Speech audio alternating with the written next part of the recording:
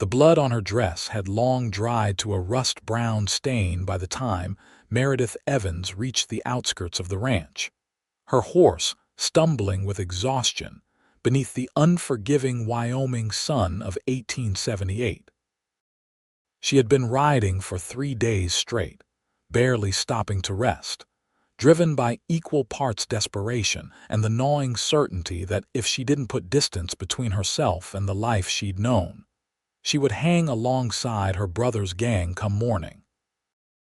The weight of her past pressed against her shoulders heavier than any saddle pack, and as she dismounted on shaking legs, she wondered if redemption was even possible for someone who had stood by while evil men did evil things. The ranch house before her was modest but well-maintained, a testament to hard work and honest living in this harsh country.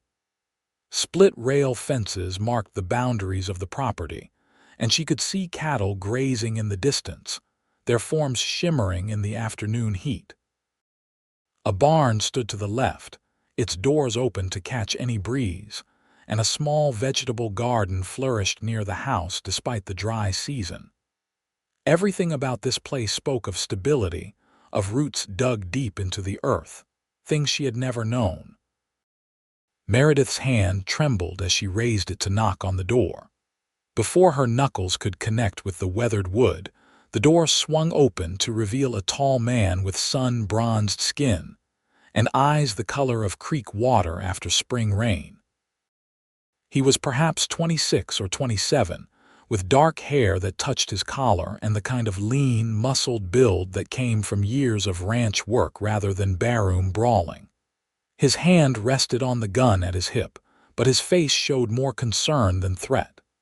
"Madam." His voice was deep, careful. "You look like you've had some trouble." Meredith tried to speak, but her throat was parched from days of rationing water. She swayed on her feet, and suddenly those strong hands were catching her, steadying her before she could fall. The world tilted sideways, and she was dimly aware of being guided to a chair on the porch, of cool water being pressed to her lips. "Easy now," the man said, his voice gentle. "Small sips. You'll make yourself sick otherwise." She obeyed, the water like a blessing on her cracked lips. When her vision cleared, she found him crouched before her, studying her face with those remarkable eyes. There was kindness there, and it made her want to weep because she didn't deserve kindness, not after everything. "Thank you," she managed, her voice barely a whisper. "I'm sorry to impose. I just needed to rest." His gaze traveled to the dried blood on her dress, and she saw his jaw tighten. "Are you hurt? Do you need a doctor?" "It's not my blood," she said quickly, then regretted the words immediately. "How did you explain that the blood belonged to a bank clerk who had been shot during a robbery, that you hadn't pulled the trigger but you'd been there, that your silence made you complicit in the violence?" The man didn't press her, which she found surprising. Instead, he stood and extended his hand. "I'm Kane Larson. This is my ranch. Why don't you come inside, get cleaned up, and then we can talk?" "I don't want to be any trouble," Meredith said, even as her body screamed for rest, for safety, for just one moment of peace. "No trouble," Kane replied simply. "I was about to start supper anyway. You look like you could use a meal and a decent night's sleep." She should have refused. She should have climbed back on her exhausted horse and kept riding until she reached the next territory, the next state, somewhere far enough that the name Jesse Evans wouldn't bring a rope and a noose. But her body betrayed her, and she found herself accepting his hand, letting him help her to her feet. The interior of the ranch house was clean and orderly, furnished simply but comfortably. A stone fireplace dominated one wall, and she could see a kitchen area with a cast iron stove and a sturdy wooden table. Everything was practical, built to last, and there was something deeply reassuring about the space. "The washroom is through there," Kane said, pointing to a door off the main room. "I'll heat some water for you. Take your time." Meredith nodded, unable to meet his eyes. "You're being very kind to a stranger." "My mother always said hospitality was a duty, not a choice," Kane replied, already moving toward the kitchen. "Besides, this is hard country. We all need help sometimes." As she washed the grime and blood from her skin, Meredith let herself cry for the first time since she'd fled. Silent tears tracked down her cheeks, mixing with the warm water in the basin. She thought of her brother Jesse, of how he'd changed after the war, how the gentle boy she'd known had transformed into something hard and cruel. She thought of their parents, dead these 5 years, and wondered what they would think of what their children had become. When she emerged, cleaner but still wearing the same stained dress, she found Kane setting the table for two. He'd prepared a simple meal of beans, cornbread, and salt pork, and the smell made her stomach clench with hunger. "I found an old dress of my mother's in a trunk," Kane said, not looking at her as he ladled beans onto plates. "She passed 2 years back, but she'd want someone to get use out of her things. It's hanging on the chair there." The gesture nearly undid her. Meredith clutched the back of a chair to steady herself. "You're too generous. You don't even know me." "Then tell me," Kane said, finally looking at her. "Tell me your name, at least." "Meredith," she said, then hesitated. Her last name was known, tied irrevocably to Jesse and his gang, but lying felt wrong, especially to someone showing her such kindness. "Meredith Evans." She watched his face carefully, waiting for recognition to dawn, for his expression to close off and his hand to move back toward his gun. Instead, he simply nodded and gestured to the table. "Well, Meredith Evans, sit down and eat before it gets cold." They ate in silence for several minutes, Meredith wolfing down the food despite her best efforts at manners. Kane didn't comment, just quietly refilled her plate when she finished the first serving. It was only when she'd eaten her fill and was sipping a cup of coffee that he spoke again.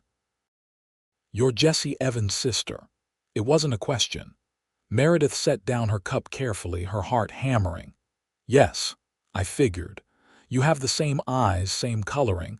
Saw him once in Cheyenne about a year back. He and his men rode through town, shot up a saloon, killed a man over a card game." Kane's voice was level, neither accusing nor sympathetic. "You with his gang."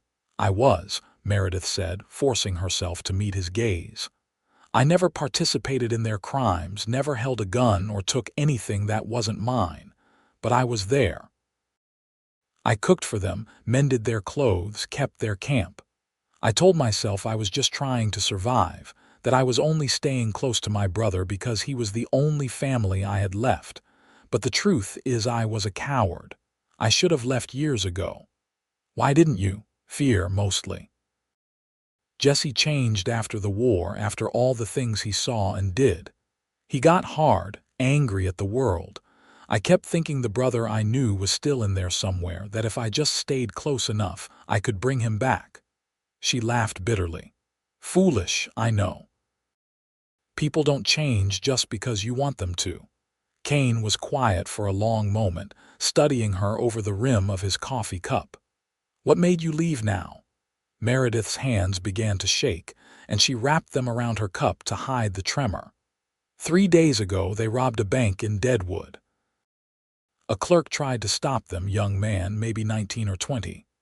One of Jesse's men shot him without hesitation, and Jesse just laughed while a boy bled out on the floor. Her voice broke. "I couldn't do it anymore, couldn't pretend I wasn't part of it. That night, while they were all drunk and celebrating, I took one of the horses and rode out. I've been running ever since. They'll come looking for you. I know. Jesse doesn't like loose ends, and I know too much. Where they hide, who helps them, how they plan their jobs." She looked at Kane directly, needing him to understand. "That's why I should leave in the morning. I shouldn't have stopped here at all, but I was so tired, and when I saw your ranch, it looked like the kind of place where good people lived." I just wanted to remember that such places existed before I disappeared completely." Kane set down his cup and leaned back in his chair, his expression thoughtful. Outside, the sun was setting, painting the Wyoming sky in shades of orange and purple. "Or you could stay." Meredith blinked, certain she'd misheard. "What? Stay? I could use help around the ranch. I run it alone now and there's more work than I can manage. You said you cooked and mended for your brother's gang. Those are useful skills. Room and board plus wages when the cattle sell in the fall." "You can't be serious. You know who I am, what I've been part of." "I know who your brother is," Kane corrected. "But you're not him. You left, even though it put you in danger. That takes courage." He stood, carrying his plate to the kitchen basin. "Look, I'm not naive. I know having you here could bring trouble. But something tells me you deserve a second chance. Everyone does, I reckon. Besides, if your brother's gang does come looking, they'll expect you to keep running. They won't think to check a small ranch outside Casper, Wyoming." Meredith realized she hadn't even known exactly where she was when she'd stumbled onto his property. She'd just been riding, putting as many miles as possible between herself and her past. "I don't understand why you'd risk this for me," she said quietly. Kane turned to face her, and in the fading light, his expression was earnest, open. "My father used to say that a person's worst moment doesn't have to define them. We all have choices, and the choice to do better matters more than the mistakes we made before." He paused, then added, "And maybe I'm tired of being alone out here. Gets quiet sometimes." Something in Meredith's chest loosened. A knot she hadn't known was there unwinding slowly. Here was a lifeline when she'd expected only judgment, an offer of shelter when she'd prepared herself to keep running until she collapsed. It felt too good to be true, and yet the sincerity in Kane's face was undeniable. "I'll stay," she said, the words coming out firmer than she'd expected. "But only if you promise that if there's any sign of Jesse or his men, you'll tell me immediately.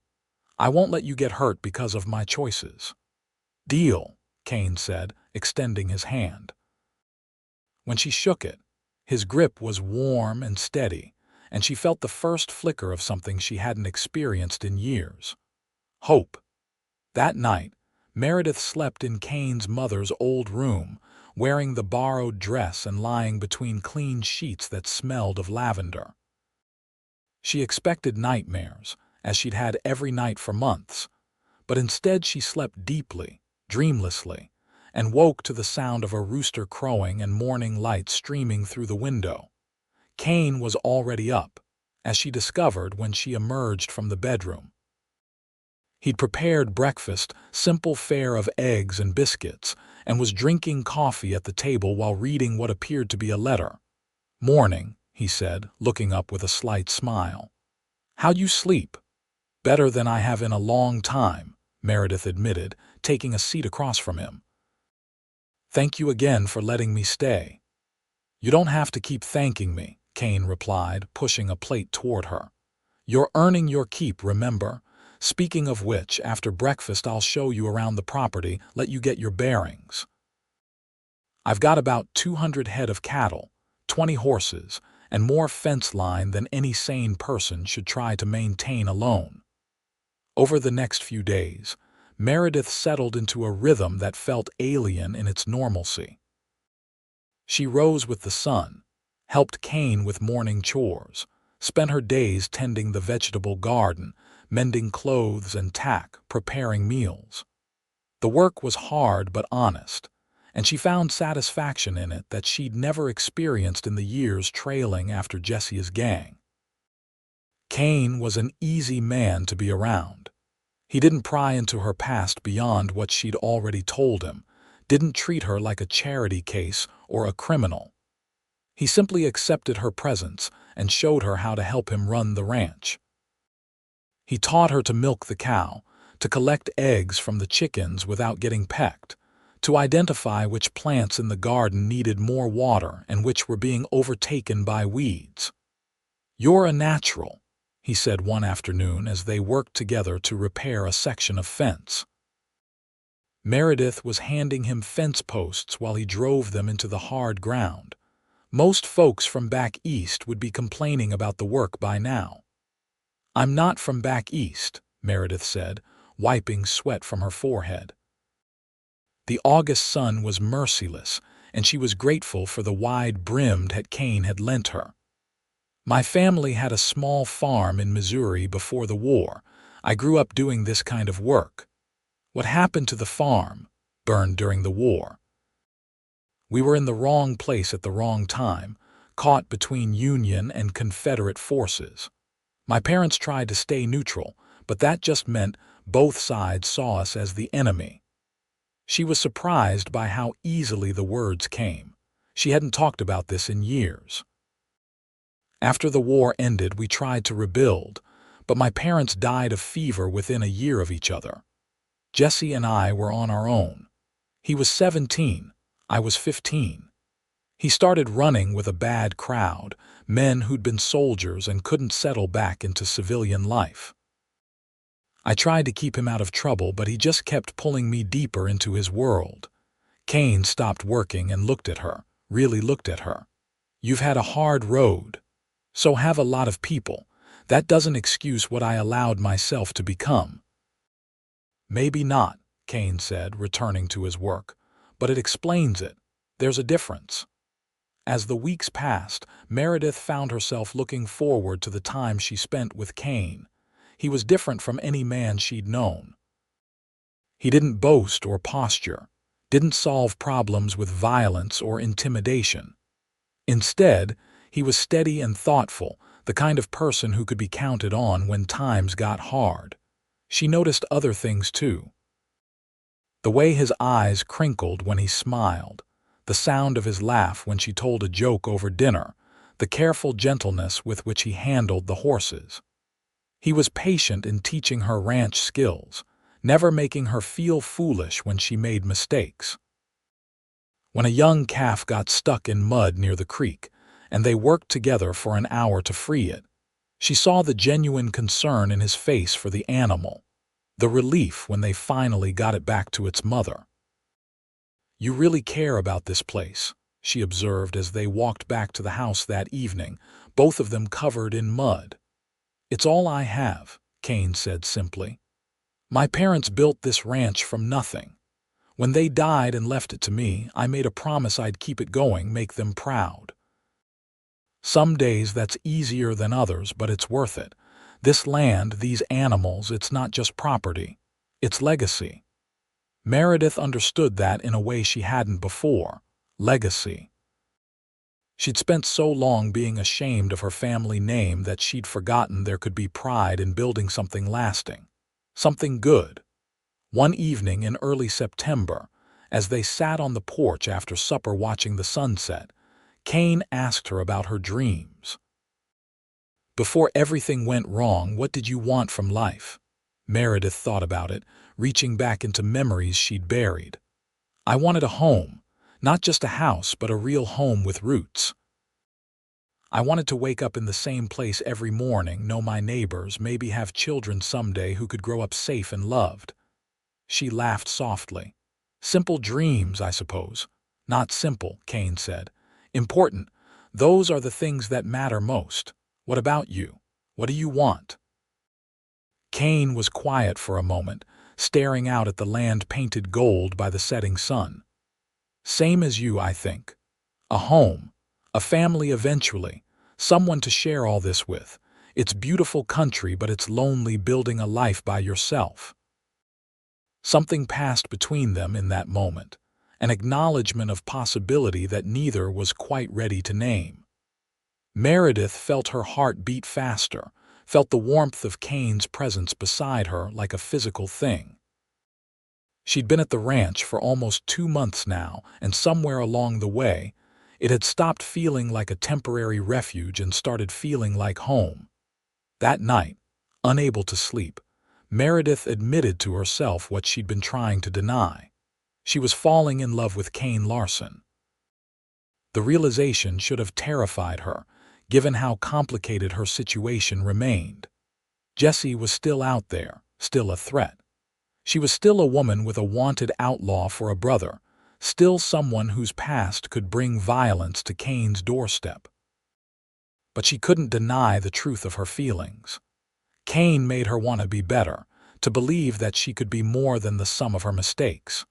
When she was with him, the weight of guilt she'd carried for so long felt lighter, more manageable. The question was whether he felt the same way, and whether either of them was brave enough to act on it. The answer came sooner than she expected. The next day, Kane asked her to ride out with him to check on a herd in the north pasture. They saddled horses and set out in the cool morning air, the grass still wet with dew. As they rode, Kane pointed out landmarks, told her stories about the land and his family's history on it. "My grandfather was one of the first settlers in this area," he said as they paused on a ridge overlooking the ranch. "He came west in the 50s before the war, looking for opportunity. Everyone thought he was crazy, heading into territory that was still wild and largely unmapped. But he saw potential here, saw what it could become.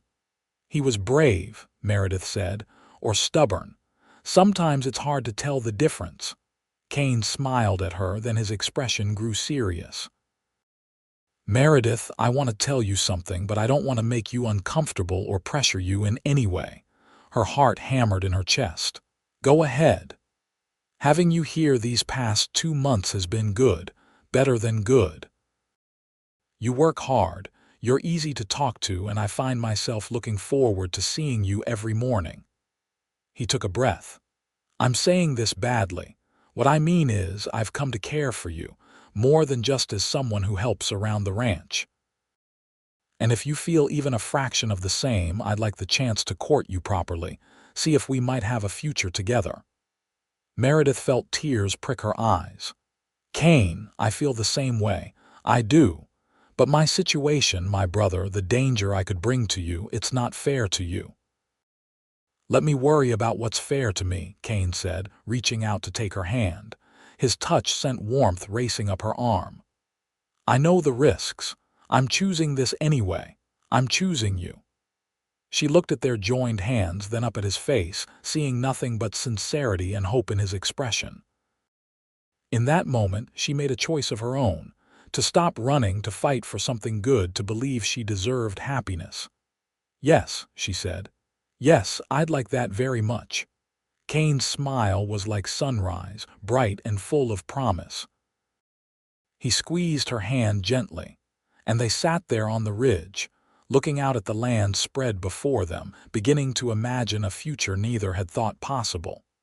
Their courtship was gentle, unfolding naturally from the foundation of friendship and mutual respect they'd built. Kane brought her wildflowers he found while checking fence lines. Meredith made his favorite desserts, learning his preferences and taking pleasure in the way his face lit up when she presented a fresh baked pie.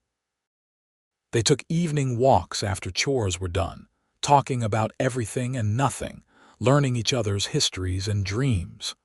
One night, as they sat together on the porch, Kane's arm around her shoulders, she told him more about her family. "My mother used to sing while she worked. Old Irish songs she learned from her mother. I haven't thought about that in years, but being here, being happy, it's bringing back good memories I thought I'd lost." "Sing one for me," Kane said softly. "I don't have her voice." "I don't care about that. I just want to hear you." So Meredith sang, hesitantly at first, then with more confidence. The old melody filled the evening air, and when she finished, Kane pulled her closer and kissed her forehead. "That was beautiful," he said. "Thank you for sharing that with me." They kissed for the first time under a sky full of stars, tender and sweet, a promise of more to come. Meredith felt something in her chest expand, a feeling she eventually recognized as joy. But happiness in the Wild West was often fragile, and trouble had a way of finding those who tried to leave violence behind. The threat arrived on a cold October morning when a rider approached the ranch at full gallop. Meredith was hanging laundry when she heard the hoofbeats, and something in their urgency made her blood run cold. The rider was a boy of perhaps 16, his horse lathered with sweat. Kane came out of the barn, and the boy called out before he'd even reined in his mount. "Mr. Larson, there's trouble coming. My pa sent me to warn you. Jesse Evans and his gang rode into Casper last night, shot up the saloon and killed the sheriff. They've been asking about a woman fitting Miss Evans' description, saying she stole something from them and they aim to get it back." Meredith's knees went weak. Kane was at her side in an instant, supporting her weight. "How long do we have?" he asked the boy, his voice calm despite the news. "Pa says maybe a day, maybe less. They were drinking heavy last night, but some of the gang rode out this morning asking questions. Someone's bound to mention your ranch, that you've got a woman staying here." Kane pressed coins into the boy's hand. "Thank you for the warning. Tell your father I appreciate his friendship." When the boy had ridden off, Kane turned to Meredith. "We need to make a plan." "I'll leave," Meredith said immediately, pulling away from him. "I'll pack and go right now. You can tell Jesse I was here but left. You don't know where I went. It's the truth, so you won't even be lying." "Absolutely not," Kane said firmly. "I'm not letting you run again." "You're not alone anymore, Meredith. We face this together. You don't understand what he's capable of. Jesse won't just leave if you refuse to tell him where I am. He'll burn your ranch, kill you if you get in his way. I won't let you die because of me." Kane took her face in his hands, forcing her to look at him. "And I won't let you spend the rest of your life running from a man who has no right to control you. You're not his property. You made the choice to leave, and you have every right to start over. We stand our ground." "How?" "It's just the two of us against his entire gang. He rides with at least 6 men, all of them killers. Then we get help. The Casper sheriff is dead, but there are still good men in town who'll stand with us. And I've got friends, other ranchers who have been talking about forming a cattlemen's association to protect against rustlers and gangs. This might be the push they need to take action." Kane rode into Casper within the hour, leaving Meredith at the ranch with instructions to bar the doors and keep a rifle close. She hated being left behind, hated feeling helpless, but she understood the practicality of it. If Jesse's men were watching the roads, it was better they didn't see her. The hours crawled by. Meredith checked and rechecked the rifle, made sure all the windows were shuttered, tried to calm her racing thoughts. She found herself praying, something she hadn't done since before her parents died, asking whatever God might be listening to keep Kane safe, to give them a chance at the life they'd begun to build. Kane returned as the sun was setting, but he wasn't alone. With him rode 5 other men, ranchers from neighboring properties, all armed and grim-faced.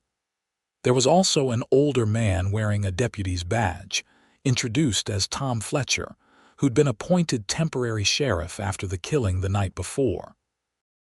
"Deputy Fletcher believes Jesse will come after dark," Kane explained as the men gathered in the house. "He's got more men watching the roads into town, ready to come if we signal. But he thinks we can handle this here on our terms if we're smart about it." "The way I see it," Fletcher said, his weathered face serious, "Jesse Evans is counting on intimidation. He expects to roll in here, threaten Mr. Larson, and take Miss Evans without a fight. He's not expecting organized resistance.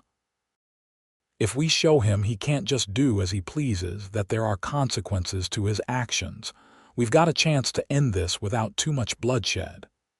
Meredith spoke up, her voice steadier than she felt. "I know how Jesse thinks. He's arrogant, convinced he's smarter and faster than everyone else. But he's also pragmatic. If he sees he's outnumbered and outgunned, there's a chance he'll back down. He's not brave when the odds aren't in his favor.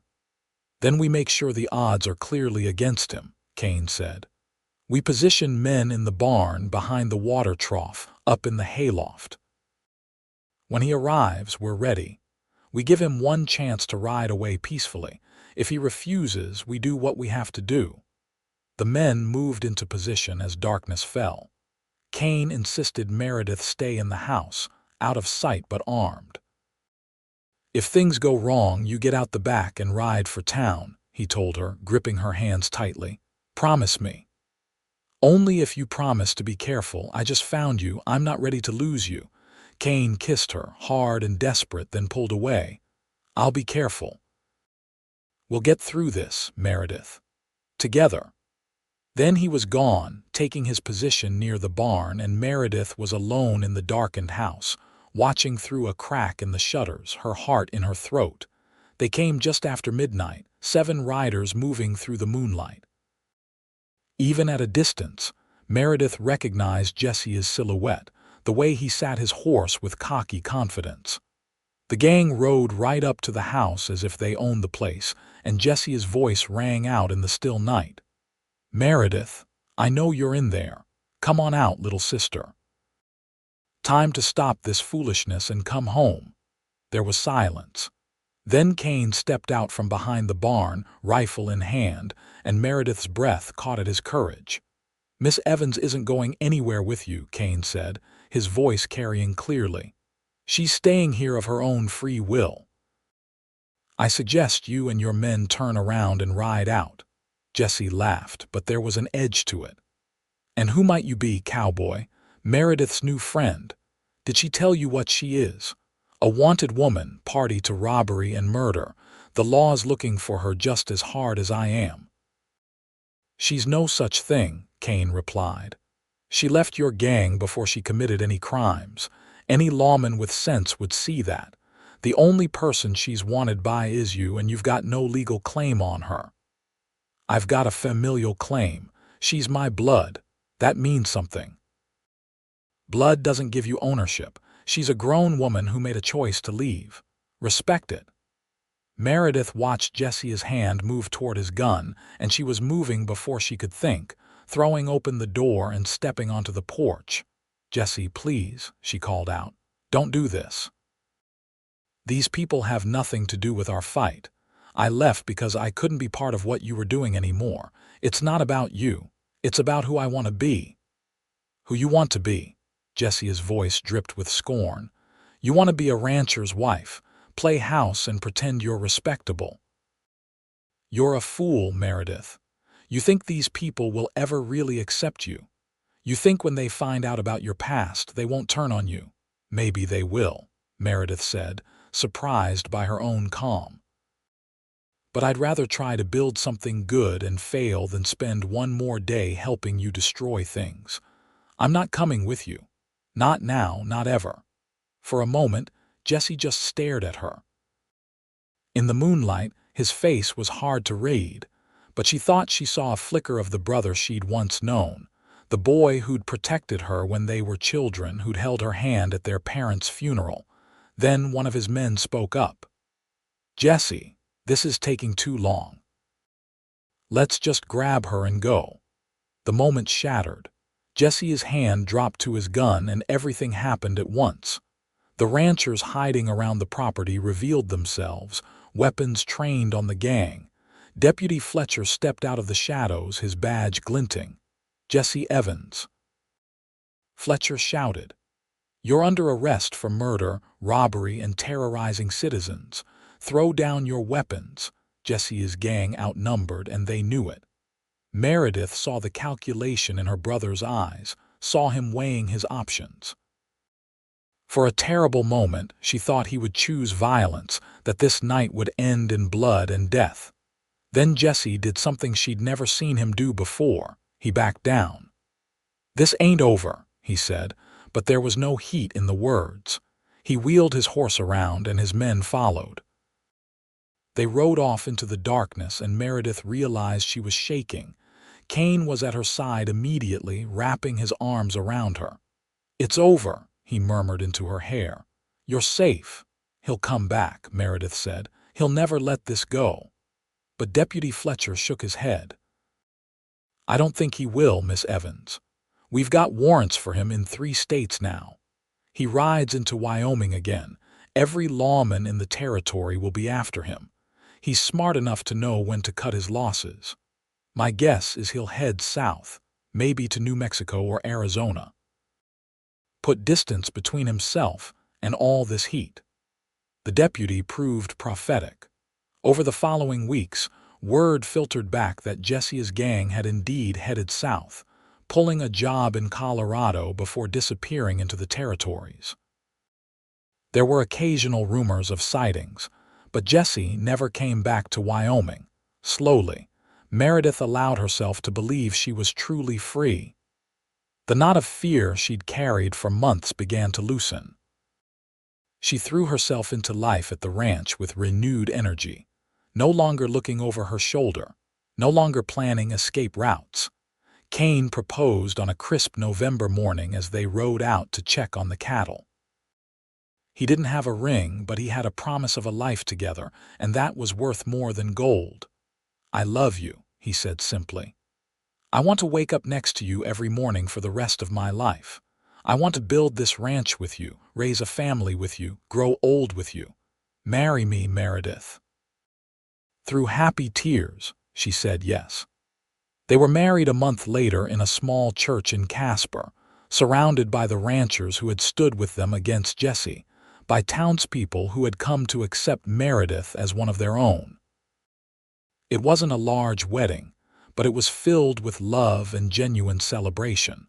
Their first year of marriage was everything Meredith had dreamed of and never thought she'd have.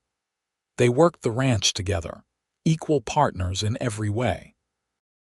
When cattle prices were good in the fall, they were able to buy additional land, expanding the ranch and securing their future.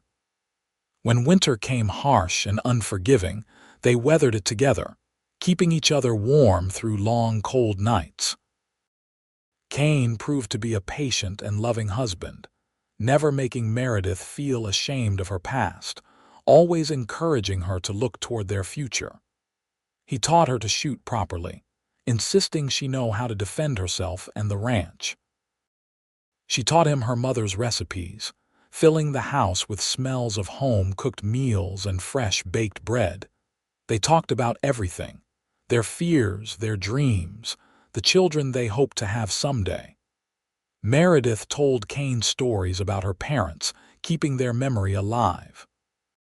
Kane shared his own grief over losing his mother and father, and they found comfort in their shared understanding of loss. In the spring of 1880, Meredith discovered she was pregnant. The news filled them both with joy and no small amount of nervousness. They talked about children, of course, but the reality of bringing a new life into the world was daunting. "What if I'm not a good mother?" Meredith worried one evening as Kane held her close. "What if I mess everything up?" "You won't," Kane said with certainty. "You're kind, patient, and loving. You'll be a wonderful mother, and you won't be doing it alone. We're a team, remember." Their son was born in December during a howling snowstorm. They named him Thomas after Kane's father, and he was perfect in every way. Meredith had never known love like what she felt holding her son for the first time. Never imagined her heart could expand to hold such fierce protectiveness and joy. Kane was a devoted father from the start, taking turns walking the floor with Thomas during sleepless nights, changing diapers without complaint, singing lullabies in his deep voice. Watching him with their son, Meredith fell in love with him all over again. As Thomas grew from infant to toddler, the ranch continued to thrive. They hired 2 ranch hands to help with the increasing workload, good men recommended by their rancher friends. The cattle herd grew, and they added sheep as well, diversifying their income. The house, too, was expanded, with Kane building an additional bedroom and a proper dining room. Life fell into a comfortable rhythm. Thomas learned to walk chasing chickens around the yard, said his first word while watching his father work with the horses. Meredith found herself part of a community in Casper, attending church socials, trading recipes with other ranch wives, helping neighbors when times were hard. She thought sometimes about Jesse, wondered where he was and if he was still alive. Reports reached them occasionally through the newspapers, stories of robberies and shootouts attributed to the Evans gang. But Jesse never contacted her, never came back to Wyoming, and eventually the stories stopped coming. Whether he was dead or had simply disappeared into the territories, she never knew. It didn't matter anymore. Jesse belonged to a past that felt increasingly distant, like a story that had happened to someone else. Her life now was here with Kane and Thomas, on this ranch they'd built together. In 1882, Meredith gave birth to their second child, a daughter they named Catherine after Kane's mother. Catherine was entirely different from her brother, quieter and more observant, with her father's green eyes and her mother's auburn hair. Thomas, now 2 years old, was fascinated by his baby sister and insisted on helping with everything from bringing blankets to singing the lullabies he half remembered his parents singing to him. "We're blessed," Kane said one evening as they sat on the porch, watching Thomas play in the yard while Catherine slept in Meredith's arms. "I never imagined life could be this good." "Neither did I," Meredith agreed, leaning against his shoulder. "There were times I didn't think I deserved happiness. I'm grateful every day that you gave me a chance, that you saw something in me worth saving." "I didn't save you," Kane corrected gently. "You saved yourself. You made the hard choice to leave to seek something better. I just gave you a place to land." "You gave me everything," Meredith said. "A home, a family, a reason to believe in tomorrow. That's not nothing, Kane Larson." He kissed her softly, and they sat together in the fading light, their children safe and healthy, their ranch secure, their future full of promise. The years continued to pass peacefully. Thomas grew into a responsible boy who loved the ranch and all its workings, trailing after his father to learn everything about caring for cattle and horses. Catherine developed a love of books and learning, and Meredith taught her to read using the small collection of books Kane's mother had left behind. In 1885, they were blessed with another son, James, who proved to be equal parts troublemaker and charmer. By 1887, the ranch was firmly established as one of the most successful in the region. Kane's reputation for honest dealing and quality cattle had spread, and they regularly sold stock to buyers from as far away as Colorado and Montana. They'd built a proper barn, a bunkhouse for the ranch hands, and even a small schoolhouse where Meredith taught not only her own children but also the children of their workers and neighbors. Teaching gave Meredith a sense of purpose beyond her roles as wife and mother. She discovered she had a talent for it, a patience for explaining things and a joy in watching children's faces light up with understanding. The schoolhouse became a gathering place for the community, hosting spelling bees and Christmas pageants. On their 10th wedding anniversary, Kane surprised Meredith with a trip to Cheyenne. They left the children with trusted friends and spent 3 days in the territorial capital, staying in a real hotel, eating in restaurants, attending a theatrical performance. It was luxury they'd never experienced together, a chance to remember they were not just parents and ranchers but husband and wife who still loved each other deeply. "Thank you for this," Meredith said as they walked through Cheyenne's streets, her arm linked through Kane's. "For all of it. The trip, but also everything else, the life we've built." "You don't have to thank me," Kane replied, covering her hand with his. "You're my partner in everything. I couldn't have done any of this without you. We make a good team. The best." That night, in their hotel room, they made love with the passion of newlyweds, reminded that despite the demands of ranch life and raising children, the spark between them burned as bright as ever. When they returned home, they found the ranch running smoothly under the capable management of their foreman, and their children ecstatic to see them. Thomas, now 7, had helped with the morning chores. Catherine, 5, had been practicing her reading every day. Little James, too, had apparently been a handful, but everyone agreed he was too cute to stay mad at. Life continued its steady, satisfying rhythm. They weathered harsh winters and dry summers, celebrated good harvests and bore disappointments with equal grace. Thomas started helping seriously with ranch work, proving himself capable and trustworthy. Catherine continued her studies, and Meredith began teaching her more advanced subjects, hoping they might someday send her to a proper school back east. In 1890, word reached them through the newspapers that Jesse Evans had been killed in a shootout with lawmen in New Mexico territory. Meredith received the news with mixed emotions. There was sadness for the brother she'd once known, the boy who'd been kind before war and bitterness had twisted him. But there was also relief that the last shadow of her old life had finally passed, that her children would never have to fear their uncle's violence touching them. Kane held her while she cried for the family she'd lost long before Jesse's death, for parents taken too soon and a brother who'd chosen a path of destruction. When the tears finally stopped, she felt lighter somehow, as if the last weight had been lifted from her shoulders. "I'm free," she said wonderingly. "Truly free. The past can't reach me anymore.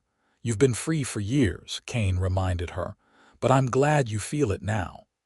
The children thrived. Thomas, showing the same steady reliability as his father, took on more and more responsibility on the ranch. By 15, he was essentially Kane's right hand, capable of handling sales negotiations and managing the other ranch hands. Catherine developed a talent for art, drawing everything she saw with remarkable skill, and Meredith made sure she had quality paper and pencils to nurture her gift. James, the youngest, was the family's comedian, always ready with a joke or prank to lighten the mood. In 1893, Wyoming achieved statehood, and the Larson family joined the celebrations in Casper. It felt symbolic, this transformation from territory to state, mirroring Meredith's own transformation from fugitive to respected member of the community. She'd been invited to give a speech at the celebration about education and the importance of schools in building strong communities, and she'd accepted despite her nerves. Standing before her neighbors, Meredith spoke about second chances, about the capacity for change, about building futures rather than being trapped by the past. She didn't mention her own history, didn't need to. Those who knew her story understood what she was really saying, and those who didn't heard a message that resonated regardless. When she finished, the applause was genuine and warm. Kane, watching from the crowd with their children, looked so proud she thought her heart might burst. That evening, as they watched fireworks light up the Wyoming sky, Thomas asked his mother about her life before the ranch. He was 16 now, old enough to understand complexity, and he'd heard whispers over the years, rumors about his mother's past. Meredith glanced at Kane, who nodded encouragingly. She took a breath and told her son the truth. About Jesse, about the gang, about the woman she'd been and the choices she'd made. She didn't spare herself, didn't make excuses, but she also explained how she'd found the courage to leave, how his father had given her shelter and a second chance, how love had transformed her life. Thomas listened carefully, his young face serious. When she finished, he was quiet for a moment. Then he said, "You're the bravest person I know, Ma. It takes courage to admit you were wrong and change." Meredith hugged her son, grateful beyond words for his understanding, for the man he was becoming. Over his shoulder, She met Kane's eyes and saw the same love reflected there that she'd seen on the day he'd proposed, on their wedding day, on every important moment of their shared life. The ranch continued to prosper into the new century. By 1900, the Larson Ranch was known throughout Wyoming and beyond for its quality cattle and horses. Thomas, now 20, was preparing to take over more of the daily operations, allowing Kane at 48 to slow down somewhat. Catherine, at 18, had surprised them by accepting a teaching position in Casper, taking over the education of more children than could fit in their small schoolhouse. James, 15, was still finding his way but showed promise in breeding and training horses. Meredith, at 42, had grown into her role as matriarch of a successful ranch family. Her auburn hair was now streaked with silver, and her face showed the lines of a life well lived under the Wyoming sun. She'd long since made peace with her past, though she never forgot it. The lessons she'd learned through hardship made her more compassionate, more willing to help others who were struggling or lost. She and Kane had sponsored several young people over the years, offering work to drifters who seemed more desperate than dangerous, giving second chances the way Kane had once given her one. Some moved on after a season or two, but others stayed, building lives in the community. Meredith took particular satisfaction in seeing them thrive, knowing she'd played a part in their redemption just as Kane had played a part in hers. On their 20th anniversary, their children threw them a surprise party, inviting friends and neighbors from miles around. The ranch was filled with music and laughter, with stories shared and memories celebrated. Standing with Kane's arm around her waist, surrounded by the community they'd helped build, and the family they'd raised together, Meredith reflected on the impossible journey that had brought her here. 22 years ago, she'd been a frightened woman fleeing from violence and guilt, certain she'd never deserve happiness or peace. Now she was loved, respected, part of something bigger than herself. The girl who'd ridden up to this ranch covered in blood and shame had been transformed by love, hard work, and the steady patience of a good man into someone she could be proud of. "What are you thinking?" Kane asked softly, pulling her from her reverie. "That I'd do it all again," Meredith replied, leaning into him. "Every hard moment, every fear, everything that led me here to you. It was worth it." "I'd give you shelter again," Kane said, echoing the promise he'd made so many years ago. "Every time in every life I'd choose you." They kissed, surrounded by the people they loved, and Meredith knew that whatever challenges the future might bring, they would face them together, just as they always had. The years that followed were gentle ones. Kane officially retired from active ranch management in 1902, leaving Thomas fully in charge. He and Meredith remained active in the community, Meredith continuing her teaching and Kane serving on various civic committees. They became known as the wise elders to whom younger couples came for advice about marriage, farming, and navigating the challenges of life on the frontier. Catherine married a lawyer from Cheyenne in 1903, a kind man who supported her artistic pursuits and her teaching. They had 2 children, and Catherine brought them to visit the ranch regularly, wanting them to know their grandparents and understand their heritage. James, after a few wild years that reminded Meredith uncomfortably of Jesse in his youth, finally settled down and discovered his calling breeding horses. He developed a line of ranch horses known for their intelligence and stamina, bringing new fame to the Larson Ranch. Thomas married a rancher's daughter from a neighboring property in 1904, and he and his wife gave Kane and Meredith 4 more grandchildren. The ranch house, expanded several more times over the years, was often filled with the sounds of children playing, family gatherings, and the simple daily rhythms of a large extended family. In 1908, on a warm summer evening, Kane and Meredith sat together on the porch as they had countless times before. Kane was 66 now, his dark hair completely silver, his face deeply lined but still handsome. Meredith, at 50, had retained her strength and vitality, though she admitted to feeling the years more than she once had. "You ever regret it?" Kane asked suddenly. "Staying here instead of disappearing, starting over somewhere no one knew you?" Meredith looked at him in surprise. "Never. Not even once. Why would you ask that?" "Sometimes I wonder if I was selfish, asking you to stay. Your life might have been easier somewhere else, without the shadow of your past." "My life would have been empty without you," Meredith said firmly. "You didn't ask me to stay, Kane.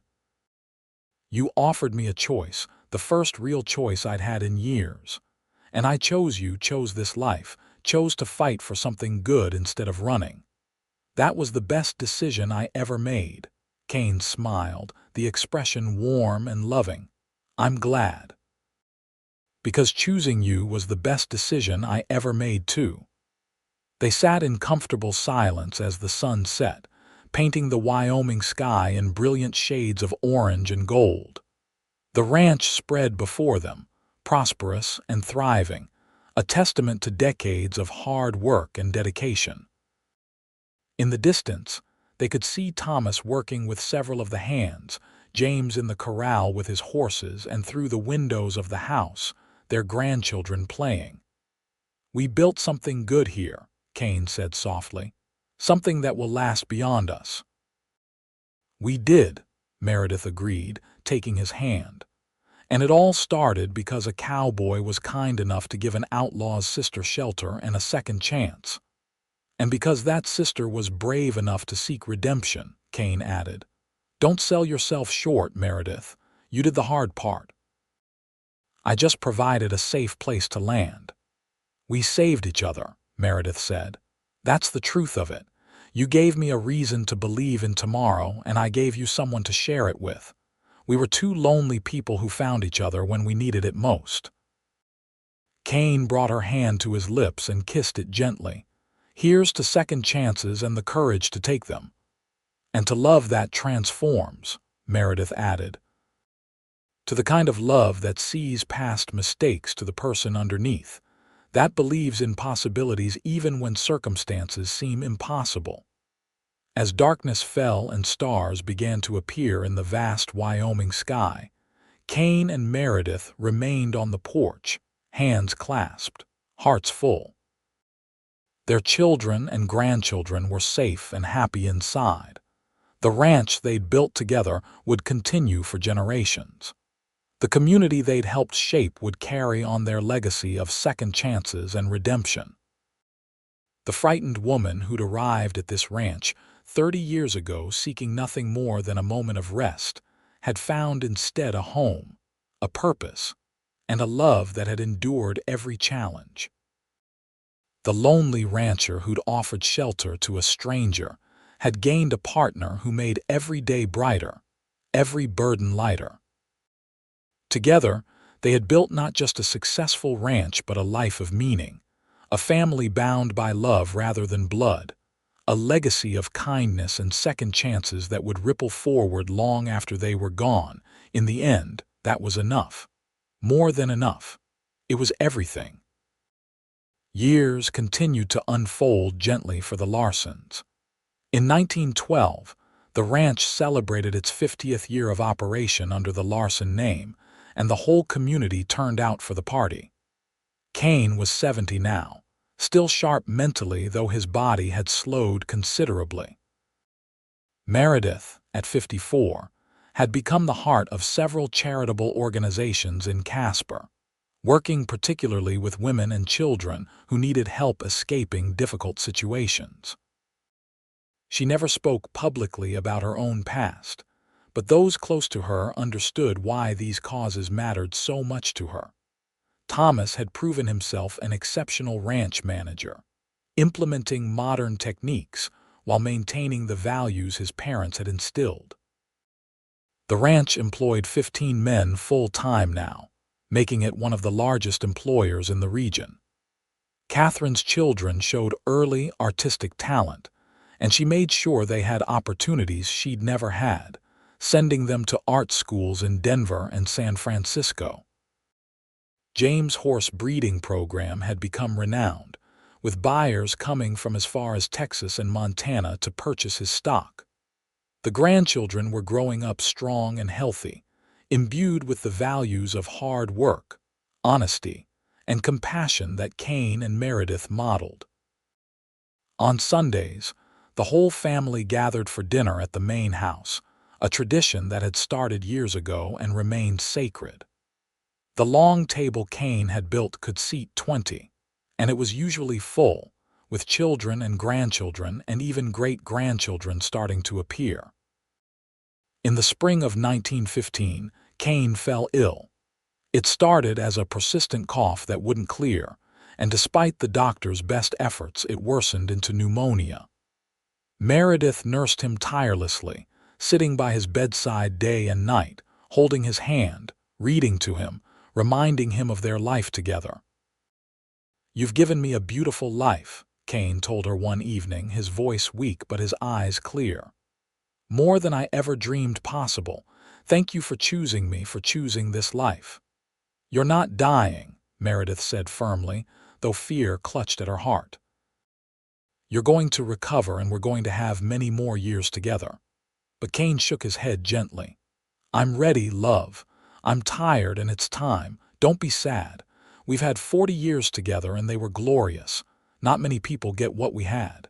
Tears streamed down Meredith's face. "I'm not ready to let you go. You won't have to. I'll always be with you. In this ranch we built together, in our children and grandchildren, in every sunrise over the land we loved.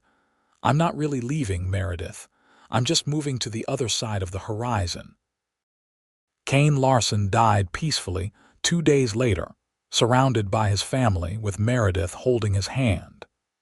He was 73 years old and had lived to see his ranch flourish, his children successful, and his legacy secured. The whole community mourned him, packing the church for his funeral, sharing stories of his kindness, his integrity, his quiet strength.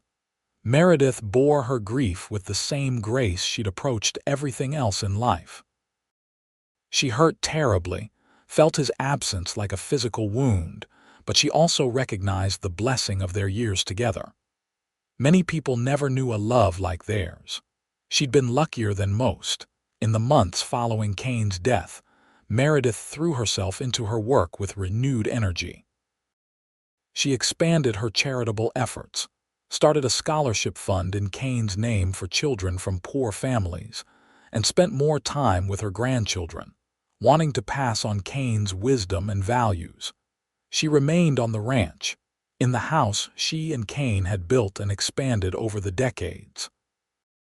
Thomas and his family had their own home on the property now, but Meredith's house was still the heart of the ranch, the place where everyone gathered for celebrations and comfort.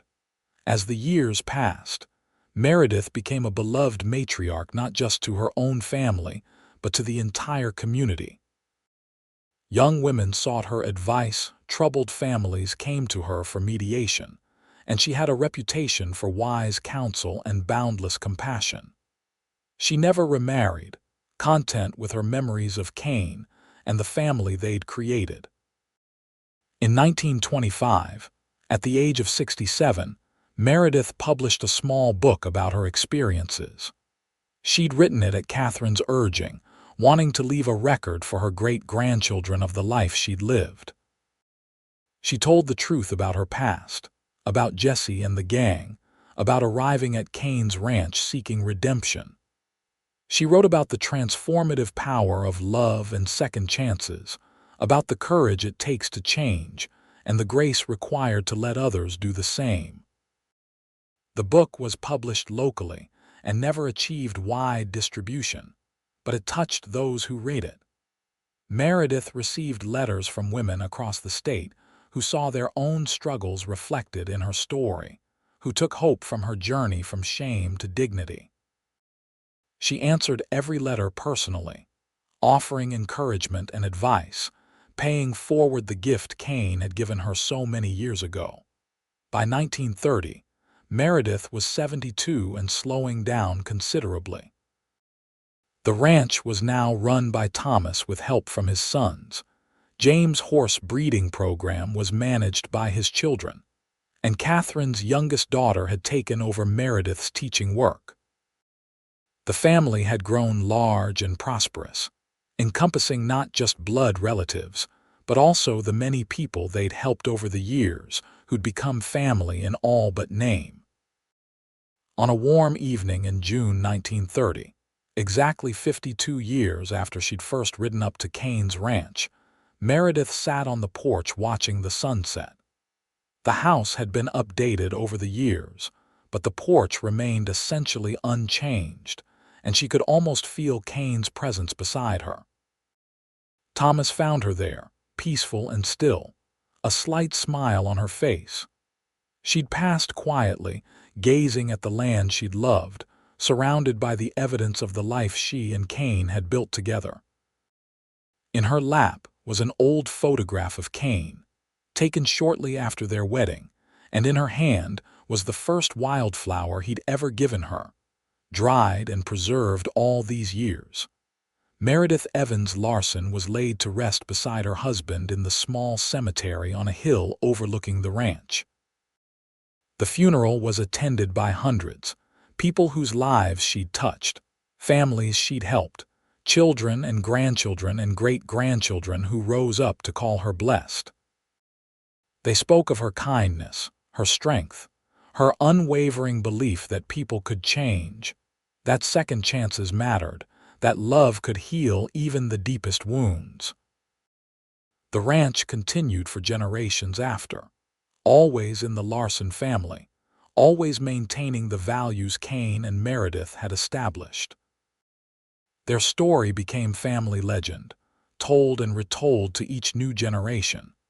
The outlaw's sister who came seeking redemption, the cowboy who gave her shelter and a second chance, and the love that had transformed them both.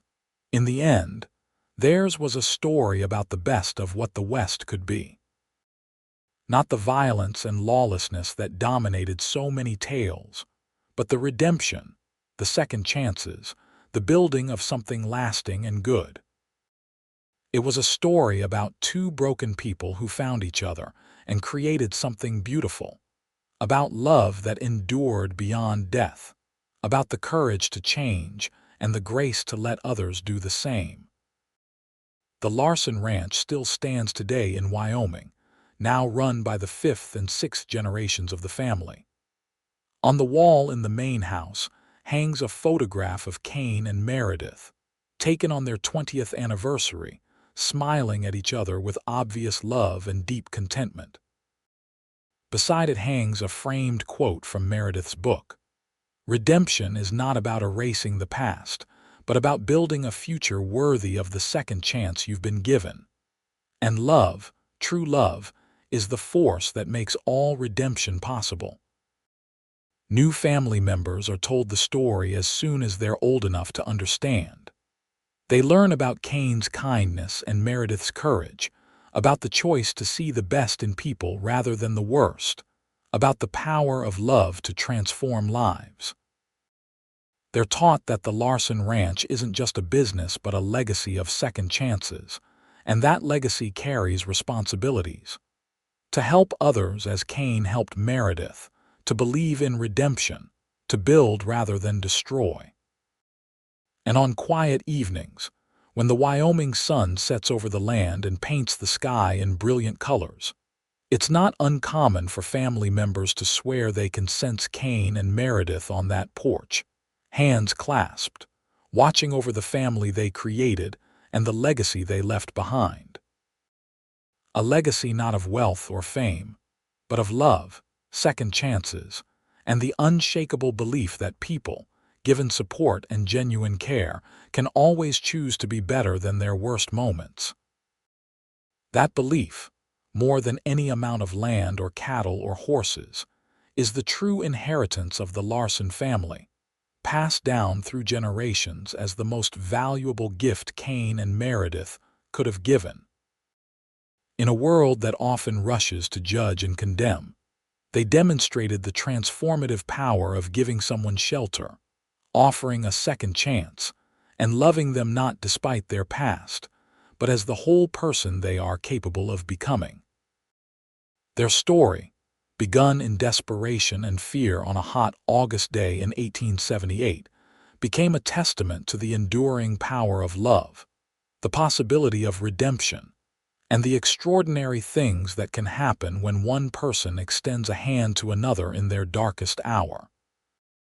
It proved that sometimes the most important thing you can offer someone isn't advice or judgment, but simply shelter from the storm and the unwavering belief that they deserve a second chance to build a better life. And in the end, isn't that what love really is? The choice to see someone's potential rather than their failures, to offer shelter when they're fleeing darkness, to build something beautiful together from the raw materials of second chances and hope. Kane and Meredith would have said yes, absolutely yes, and their life together stood as living proof of that truth, a proof that continues to inspire their family and all who hear their story more than a century later.